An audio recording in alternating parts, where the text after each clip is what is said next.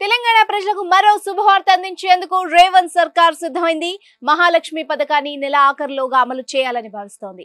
ఇప్పటికే మహాలక్ష్మి పథకానికి ప్రజాపాలన కార్యక్రమంలో భారీగా దరఖాస్తులు వచ్చాయి. దీంతో అర్హుల గుర్తింపు, పథకం విధి విధానాలపై ప్రభుత్వం కసరత్తు చేస్తోంది. పథకం అమలుకు అంతా సిద్ధం చేయాలని ఉన్నతాధికారులకు రేవంత్ రెడ్డి ఆదేశాలు ఇచ్చినట్టు సమాచారం.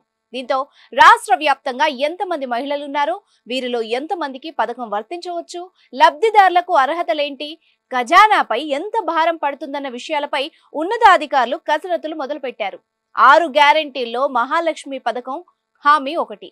ఈ పథకంలో భాగంగా ప్రతి మహిళకు నెలకు 2500 ఇస్తామని ఎన్నికలకు ముందు కాంగ్రెస్ పార్టీ హామీ ఇచ్చింది. ఈ హామీని లోక్సభ ఎన్నికలకు ముందే అమలు చేయాలని సీఎం రేవంత్ రెడ్డి ఆలోచన చేస్తున్నారు.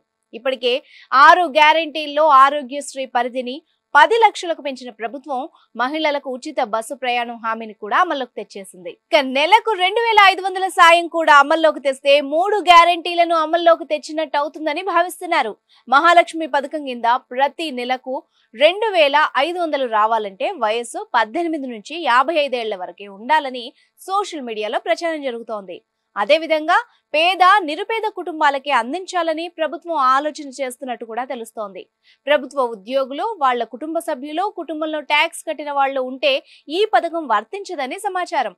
మహాలక్ష్మి పథకం కోసం కరెంట్ బిల్, తెల్ల రేషన్ కార్డుతో పాటు క్యాస్ట్, ఇన్కమ్ సర్టిఫికేట్, ఆదాయ ధృవీకరణ పత్రాలు జత చేయాలని సోషల్ మీడియాలో వార్తలు వైరల్ అవుతున్నాయి.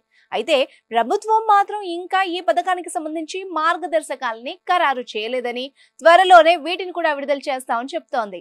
ఇక తెలంగాణలో 1.5 కోట్ల మంది మహిళలు మహాలక్ష్మి పథకం కింద లబ్ధి పొందే అవకాశాలున్నాయి. ఈ పథకం అమలుకు ప్రతి నెల ప్రభుత్వంపై 3750 కోట్ల రూపాయల భారం పడే అవకాశం ఉంది.